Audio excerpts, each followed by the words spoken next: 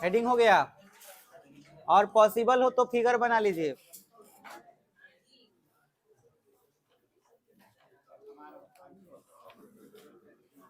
दो दिए समतलों के प्रतिच्छेदन से होकर जाने वाला समतल, और ये फिगर बना लीजिए। ये पाई 1, पाई 2 और पाई 3 समतल का इंडिकेशन है, संकेत है।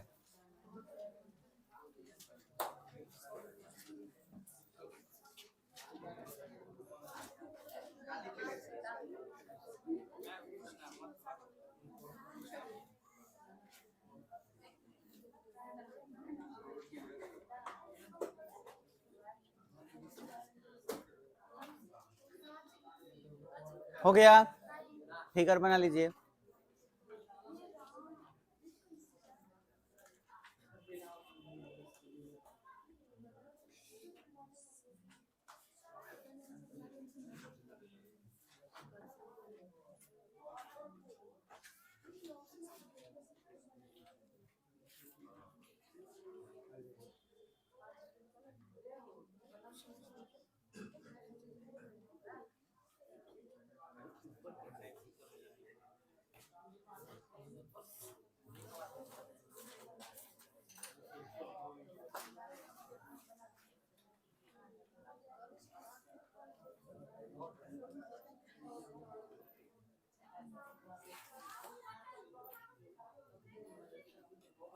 हो गया, आए बन गया।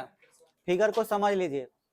एक समतल इस डायरेक्शन में जा रहा है अनंत, एक समतल ऊपर तिरछा जा रहा है, और तीसरा समतल इसके कटिंग पॉइंट से गुजर रहा है, प्रतिच्छेदन रेखा से गुजर रहा है। प्रतिच्छेदन रेखा हो गया, और इससे एक समतल गुजर रहा है। आपके क्वेश्चन में क्या मौजूद रहेगा ये समझ लीजिए। पहले समतल का समीकरण दे देगा, दूसरे समतल का भी समीकरण दे देगा, और आपसे पूछेगा कि तीसरा समतल का समीकरण क्या होगा जो इसके प्रतिच्छेदन रेखा से गुजर रहा है। तो इसको याद रखने का सिंपल सा तरीका है। देखिए, आपको इसका सदिश रूप याद नहीं करना है। ठीक से देखिए, ये पहला समतल नजर आ रहा है, और ये दूसरा समतल, इसमें काथी से गुना हुआ है, लैम्डा से। तो बस आपको यही याद रखना है और कुछ नहीं। आपका इसका समीकरण क्या होगा, पहला समतल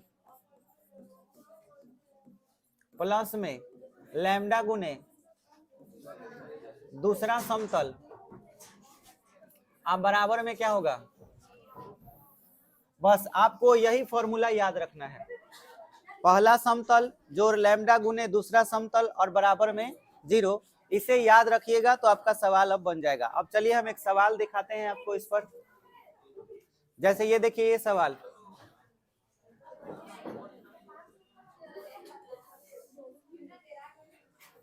ध्यान से समझिएगा।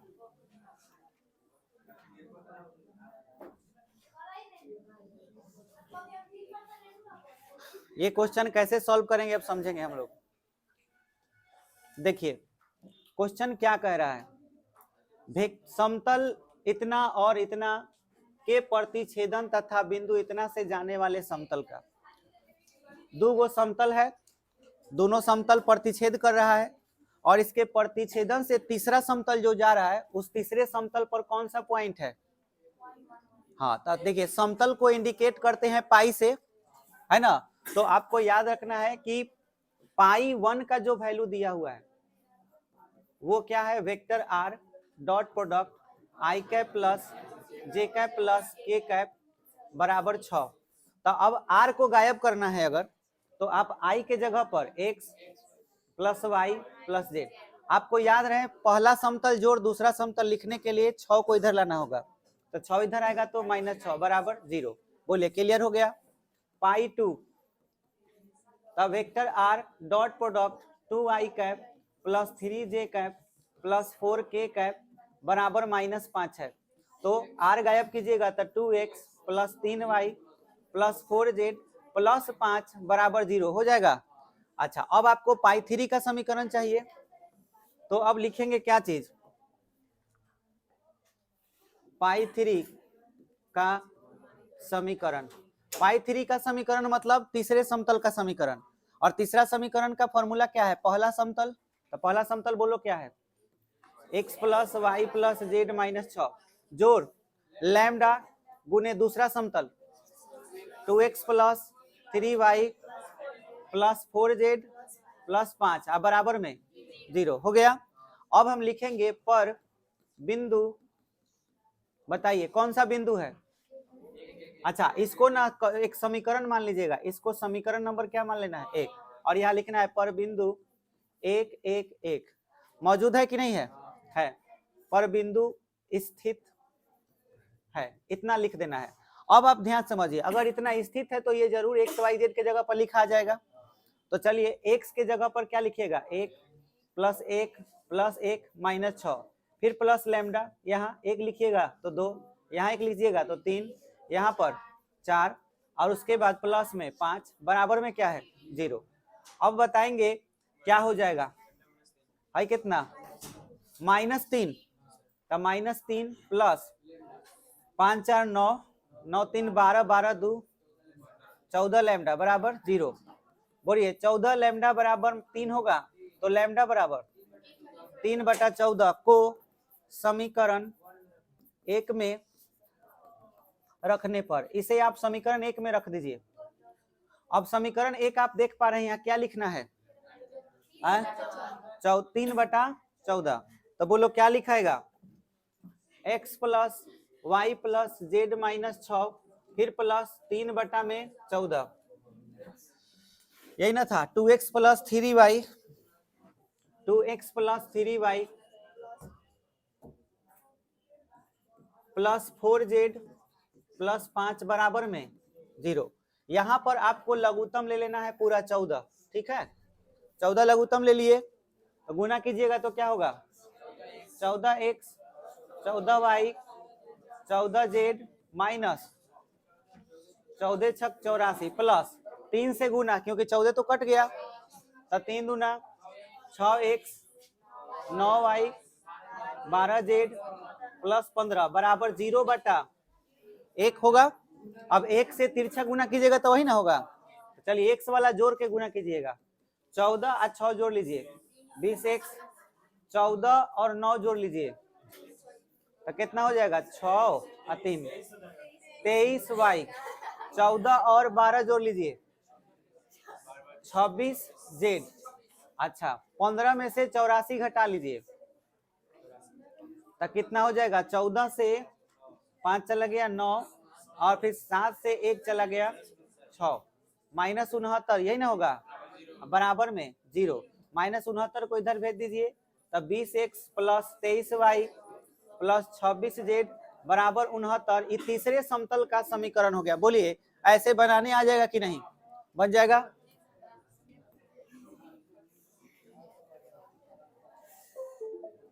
ध्यान दीजिए कौन सा समीकरण पूछ रहा था जी, सदिश समीकरण। सवाल ठीक से नहीं पढ़े हैं हम लोग, देखिए तो क्या कर रहा है सदिश, तो बस एक लाइन और बढ़ जाएंगे।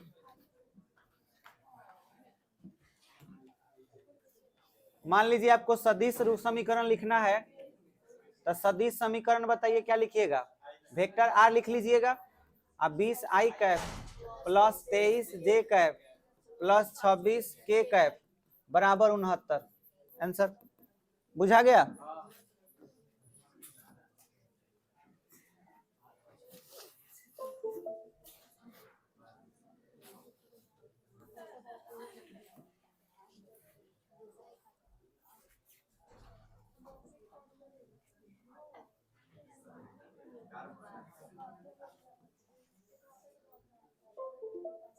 ध्यान दीजिए, दो रेखाओं का सहतलीय होना, जैसे आप ये पढ़े हो कि बिंदुओं का संरेख होना, लेकिन यहाँ पर बात है कि दो रेखाओं का सहतलीय होना, एक तल हो और उसी पर दो गो रेखा सोया हुआ हो, तभी हम उसको कहते हैं सहतलीय। अब आप देखिए एक रेखा अगर होगा तो रेखा के बारे में हम लोग ऑलरेडी पढ़ चुके हैं कि रेखा इस तरह से समीकरण लिखाता है, जैसे एक रेखा है vector a1 plus lambda vector b1, एक और रेखा है vector a2 plus mu vector b2। ये दोनों रेखाएं जो होंगी वो कहाँ होंगी, एक समतल पर एकदम ऐसे सोई हुई होंगी। जैसे अगर ये हमारा टैब है तो इस पर एक ये रेखा ऐसे है, इसी पर एक और रेखा सोया हुआ है, ठीक है, तो हम बोलेंगे कि ये सहतलीय है। अगर ये सहतलीय है तो सहतलीय होने के लिए कंडीशन क्या होगा, तो कई तरह का रेखा होगा भाई, एक ये रेखा हो जाएगा और एक ये रेखा हो जाएगा। अब अगर ये रेखा सहतलीय होंगे तो सहतलीय होने का कंडीशन समझ लीजिए क्या है।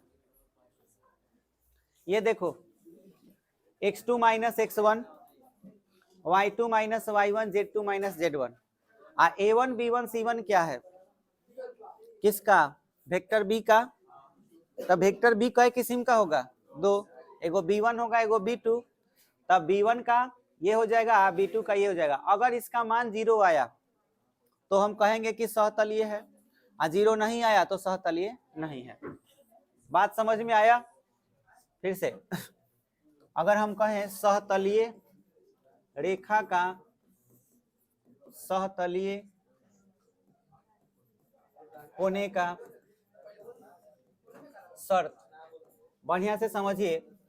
मान लीजिए ये एक समतल है, ये आपका एक समतल हो गया, समतल पर दो गो लाइन है, एक ऐसे लाइन है, ठीक है, एक ऐसे लाइन है।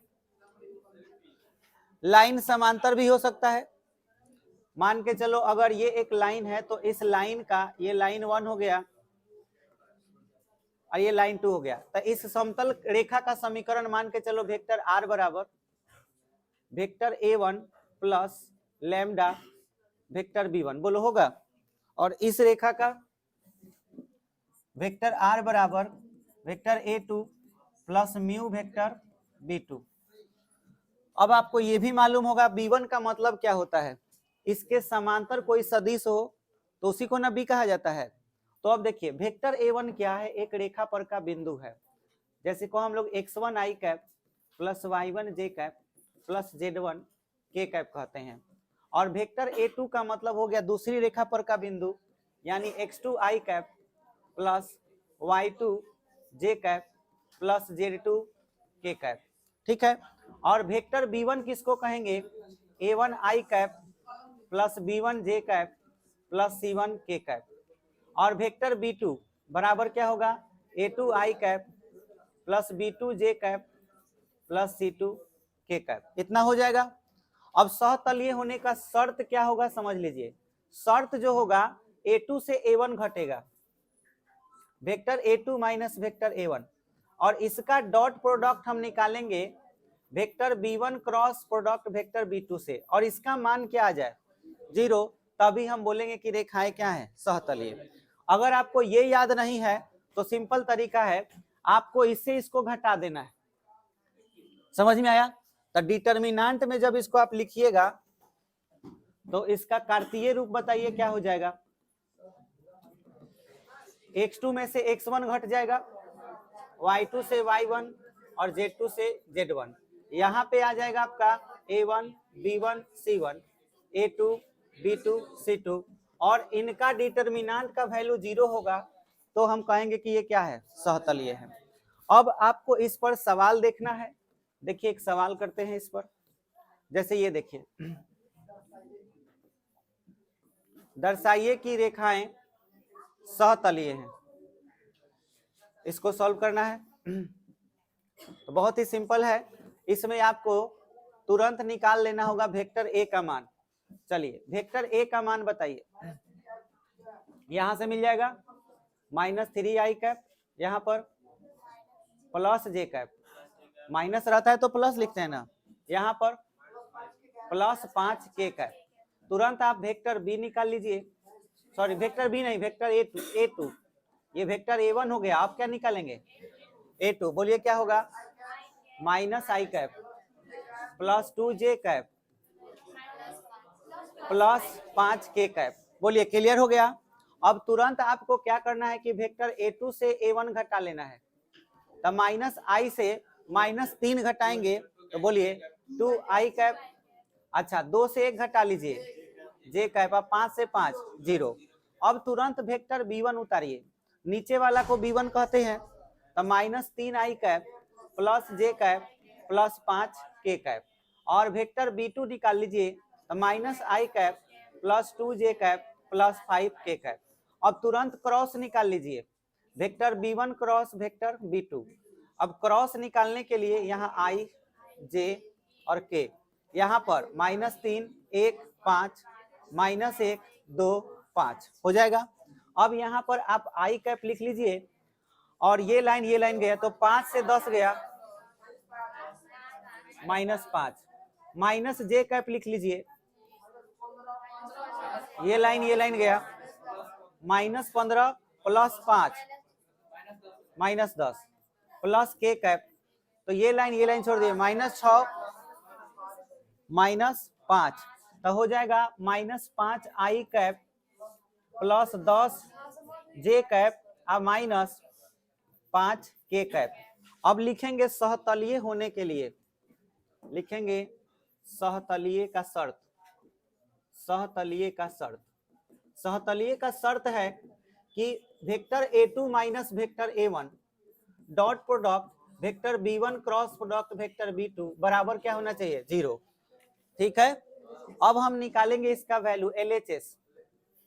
इसका वैल्यू बताइए कितना है, 2i plus j, 2i cap plus j cap dot product, और इसका वैल्यू है -5 10 -5 -5i cap plus 10 j cap 10 k cap, यही ना होगा। अच्छा 5 हो के चाहे 10 है ना, है बोलो काहे 5 हो के तो 10 बोले हैं, है कि k तो 0 हो ही जाएगा, k तो हिला ही नहीं है इसमें, है तो 0 है, तब 5 दूना 10 आई प्लस 10 कट गया 0 बराबर RHS, इसलिए सहतलीय है। बोलो बात समझ में आया, और नहीं आया तो सहतलीय नहीं है। बीच के कोण का फॉर्मूला वही रहेगा, देखिए तो वही फॉर्मूला है, खाली बड़ा लेटर हो गया है, तब बीच का कोण का सेम फॉर्मूला अप्लाई करना है। तो ये कॉन्सेप्ट हो ही चुका है और क्वेश्चन आप देख ही रहे हैं कि कैसे करना है। हाँ ये वो कॉन्सेप्ट रह गया लास्ट, तो ये तो अगले दिन बताएंगे, उसके बाद खत्म। अब आप क्वेश्चन थोड़ा देख ले कहां से करना है आपको, कहां तक कर लिए थे इसमें हम लोग, 6 तक। सुनिएगा अंतःखंड वाला बता दिए हैं, इसके नीचे कर लेना है तो 7 भी हो ही गया होगा। 8 नंबर बड़ा सिंपल है, y बराबर 3 आंसर, नहीं बुझाया। अंतःखंड के लिए क्या लिखते हैं, x/a plus y/b plus z/c बराबर 1 लिखते हैं। पढ़ो क्या लिखा है, y अक्ष पर अंतःखंड कितना है 3, बाकी अंतःखंड दिया है क्या, नहीं, तो उसके नीचे 0 हो जाएगा। बात बुझाया, क्लियर हुआ। तो अगर अंतःखंड नहीं दिया है तो x के नीचे इनफाइनाइट कर दो, जब कटेगा ही नहीं तो इनफाइनाइट हो जाएगा, तो x के नीचे इनफाइनाइट प्लस y के नीचे 3, z के नीचे इनफाइनाइट, अब बराबर में 1, इनफाइनाइट से किसी भी चीज में भाग दो 0, तो x 0 हो गया, z 0 हो गया, तो y/3 बराबर क्या बचा 1, तो क्रॉस गुना करेगा तो ज्यादा इतना झंझट करने की क्या जरूरत है, y बराबर 3 लिख देना बस हो गया। ये ऑब्जेक्टिव क्वेश्चन है, बनाने वाला नहीं है, ऐसा ही देख के बता देना है।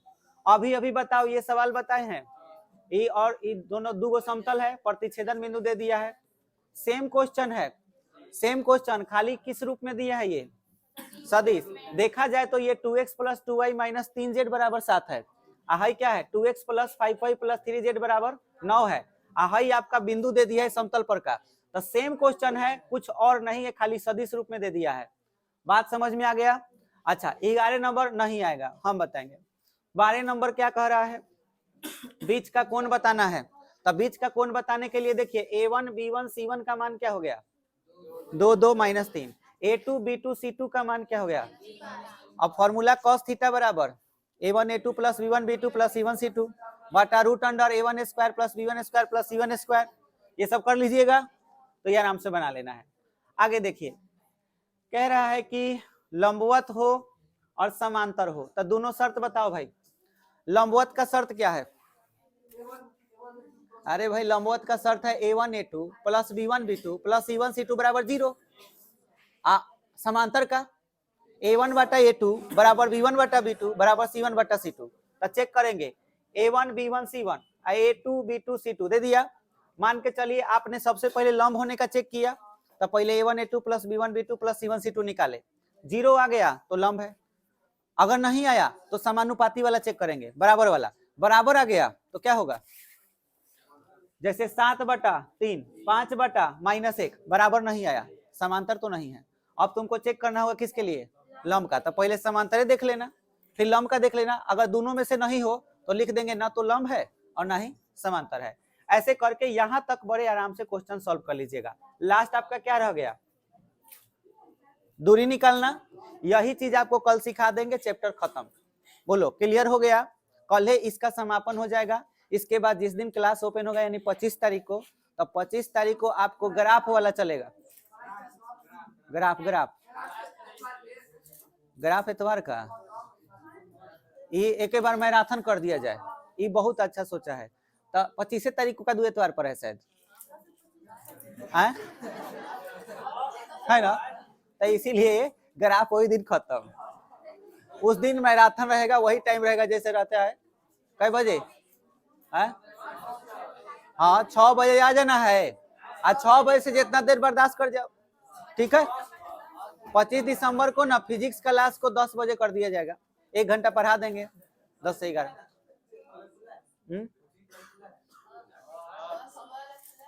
फिजिक्स वाला क्लास का अभी निर्णय करना होगा।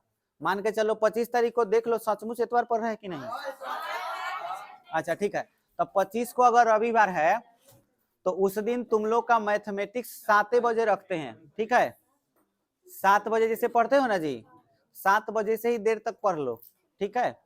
आप फिजिक्स का क्लास को हम 6 बजे ही रखते हैं।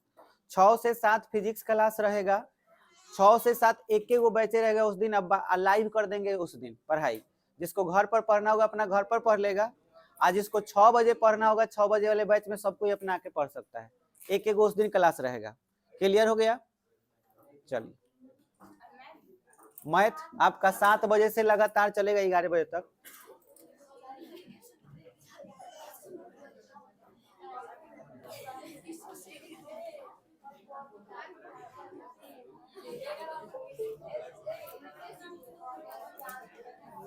चलिए